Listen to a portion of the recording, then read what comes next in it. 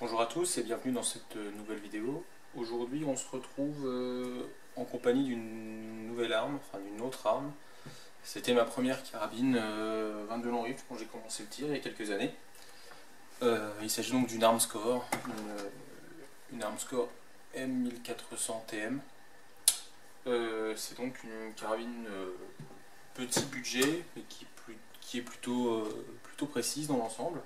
J'en suis très content, la seule chose qu'on peut lui reprocher, c'est vraiment cet aspect de peinture pas très belle. Et donc là, je vais profiter du démontage pour tenter donc de la rendre un peu plus jolie. Donc on va commencer le démontage de la carabine. Donc la première chose à faire est de mettre l'arme en sécurité. Donc on retire le chargeur. Hop, donc là, la chambre est vide. On retire la culasse. Voilà. Là, la culasse va être donc stockée un petit moment, parce que le temps que je décape le bois, que je le fasse sécher, tout ça. Donc je vous conseille de détendre le ressort de percuteur. Donc on maintient le bloc culasse et on referme le verrou. Et là, comme ça, on voit que le ressort de percuteur est détendu. Et la culasse est maintenant prête à être stockée sans être abîmée. On se retrouve donc maintenant avec le bois et l'action. Sur cette carabine, c'est très simple, il y a juste une seule vis qui maintient tout l'ensemble. La vis, elle est ici. C'est une grosse vis à tête plate. Donc on prend un tournevis à tête plate et on dévisse.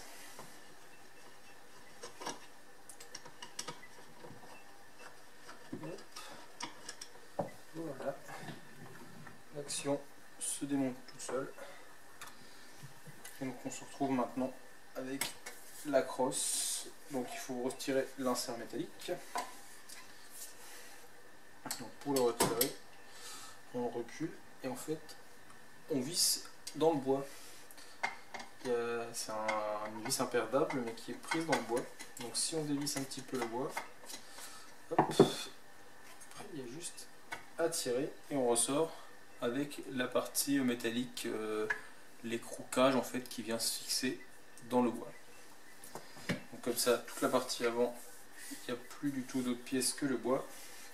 Et il reste juste la pseudo plaque de couche en plastique assez moche. D'ailleurs on voit que c'est peint, ça doit être peint après coup, puisque il y a du noir sur le bois. Je sais pas si on va voir. Les délimitations sont pas très bien faites. Bon. On va la démonter. Hop. Donc là, c'est vis cruciforme. C'est juste se visser dans le bois. Avec une vis à bois un peu bâtarde. Voilà.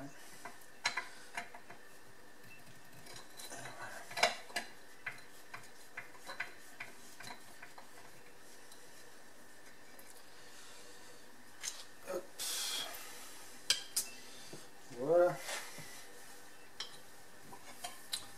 Donc à présent, on a d'un côté le bois totalement nu, de l'autre l'action, et toutes les petites pièces, donc les deux vis, l'insert et la vis qui maintient l'action sur la crosse, la culasse, le chargeur et la plaque de couche. Donc nous, ce qui va nous intéresser, c'est juste la partie bois. Donc on va s'occuper de la décaper dans quelques instants. Voilà, on se retrouve pour la suite de la modification de l'aspect de ma carabine Armscor. Donc on va passer maintenant au décapage de l'espèce de vernis assez immonde qui est appliqué sur le bois. Donc pour ce faire, moi j'utilise du décapant en gel. Donc là c'est un produit qui a déjà fait ses preuves, et je l'applique tout simplement au pinceau. Donc pour avoir plus facile, je le mets dans un petit bol, un petit ramequin. Donc là c'est ni plus ni moins qu'un couvercle de bombe aérosol.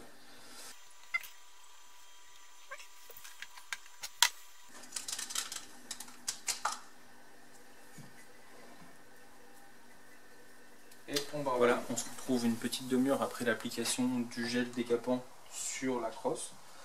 Pour vérifier qu'il avait bien fonctionné, j'ai en fait gratté une partie de la crosse avec un tournevis et on voit bien donc la grosse couche de vernis qui est donc appliquée sur le bois.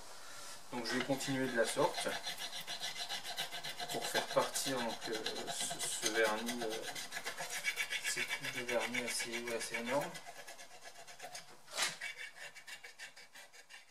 Donc je viens de retirer l'intégralité de la première couche donc, de gel. Donc on a de ce côté le bois donc, qui était décapé et on a donc pour rappel l'autre côté le bois qui est donc d'origine, vraiment pas beau. Donc ouais, l'aspect est quand même beaucoup plus joli. Alors moi j'ai juste, hop, je viens de voir là une grosse tache. Il devait y avoir un gros nœud qui est parti et qu'ils ont rempli à la pâte à bois. Donc sous l'épais vernis ça passait un peu inaperçu. Là un peu moins. Bon, je vais voir quand je appliquerai la finition définitive. Comment je vais gérer ça. On voit là maintenant au travers. J'aurai certainement la même déconvenue à peu près ici. Il va y avoir un peu de pâte à bois là aussi. Bon, c'est pas grave. Je vais continuer. Donc, je vais appliquer une couche également de décapant ici, laisser agir une demi-heure et procéder à la même chose pour le retrait. Voilà, à plus tard. Voici donc le résultat après donc, le nettoyage par donc, trois applications successives de gel, donc une de chaque côté et ensuite une troisième pour reprendre tous les gros morceaux qui restaient. Il en reste des petits bouts un petit peu là, à quelques endroits. Je les aurai au ponçage. Mais voilà, la crosse a retrouvé un aspect bois plutôt joli. Pour le quadrillage au niveau de la poignée, j'ai appliqué par contre là plus de couches et entre chaque couche délicatement avec la brosse métallique j'ai fait des petits mouvements pour essayer de ne pas abîmer le quadrillage et tout en faisant ressortir le vernis existant, quoi. On verra l'application de la nouvelle finition, mais j'espère ne pas trop avoir abîmé le quadrillage. Donc ensuite je vais continuer la préparation du bois avec le ponçage.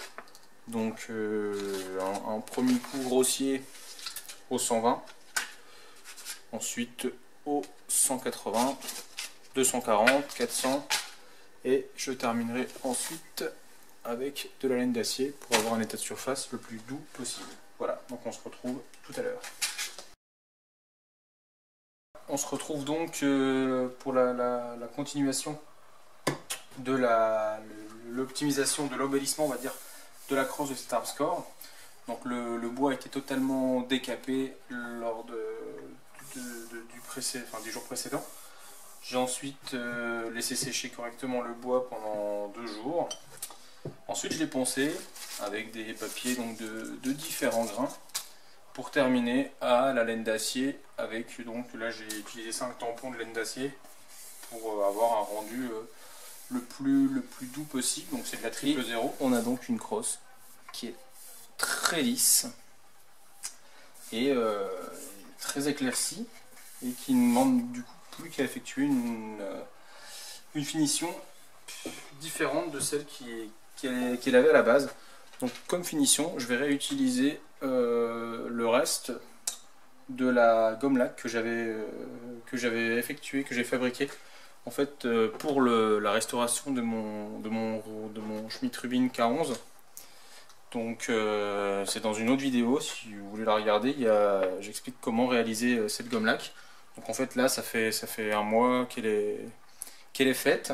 Donc je vais juste la rediluer un petit peu avec un petit peu d'alcool ménager pour retrouver une consistance qui ne soit pas trop collante. Et je vais l'appliquer à l'aide d'un tampon que j'aurai stocké pendant tout ce temps là dans un pot en verre. Le travail vient d'être dépoussiéré, donc en fait c'est pour ça que je travaille toujours avec un drap sur l'établi.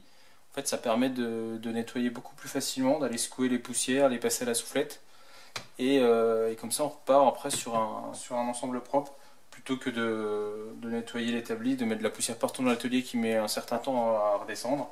Donc je travaille souvent avec un drap sous mes affaires. Donc voilà à peu près la texture. Donc le tampon, lui, d'avoir été dans son truc, n'est pas sec, n'est pas dur. C'est préférable, c'est tant mieux.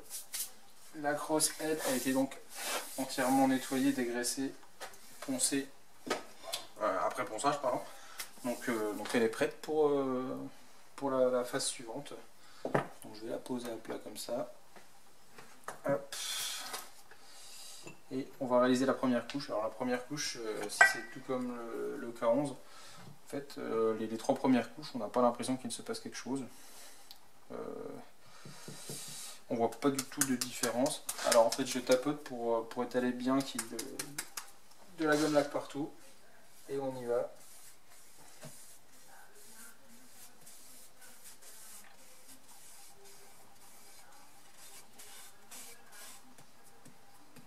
Alors sur le quadrillage, je vais tamponner. Partout ailleurs, je vais appliquer en bougeant. Et sur le quadrillage, par contre, je vais tamponner. Alors je ne sais pas du tout si c'est la technique à appliquer ou pas. Mais en attendant, c'est ce qui me semble le plus cohérent, on va dire, dans l'application de la gomme laque. On va laisser sécher la première couche et puis on va continuer l'application. Donc je vais laisser sécher de ce côté là, je pense 2-3 heures.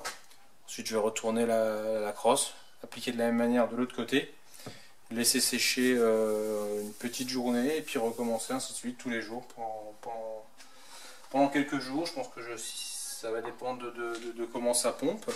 Mais je dirais que si c'est comme le K11, le K11 de mémoire, j'ai mis une dizaine de couches. Donc voilà, ça laisse un petit peu de temps. Alors c'est pas très long, on voit, c'est une histoire de 10 minutes par soir seulement, et le temps de séchage est très long, donc c'est sur une très longue durée. Mais en temps cumulé, c'est vraiment pas long. Donc pour le remontage, on va procéder donc en sens inverse, on va remettre directement la plaque de couche. Donc c'est très simple. Il n'y a que 2 vis, on ne peut pas se tromper, c'est les 2 mêmes.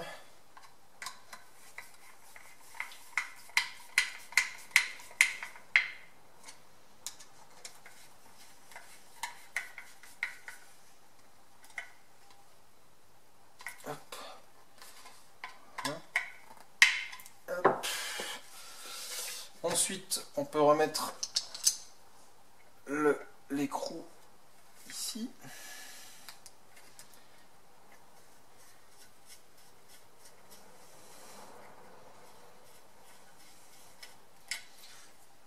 Voilà. Hop. On peut remettre l'ensemble canon boîtier de culasse.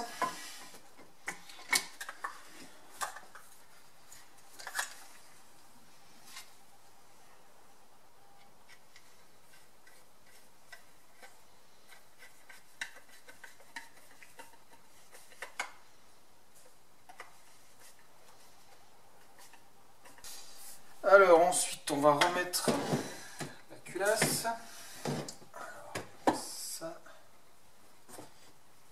Donc la culasse, on l'avait refermée pour la remettre dans la boîte. Donc là il suffit de réarmer la culasse et on maintient la gâchette appuyée. Hop, voilà. Donc là la culasse est fonctionnelle. Et le chargeur pour terminer. Et avoir une arme. Voilà, 100% fonctionnelle.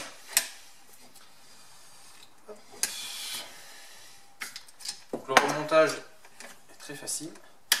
Alors pour le stockage, je conseille de faire ça en fait. C'est simplement de refermer la culasse, donc bien sûr quand la chambre est vide, en maintenant la queue de détente appuyée. Ce qui a pour effet en fait de déverrouiller le ressort de percuteur, et en fait on voit sous cet angle, si la netteté veut bien se faire, que voilà le petit éton qui nous sert de témoin d'armement est bien rentré. Donc en fait, le ressort de percuteur en fait est détendu. Donc on évite de l'user prématurément. Voilà donc l'arme telle qu'elle est une fois le traitement effectué. On voit que ça change totalement. Je vais mettre par la suite une photo avant-après et on va bien voir la différence. Voilà. Merci bien de m'avoir regardé et puis à bientôt, au revoir.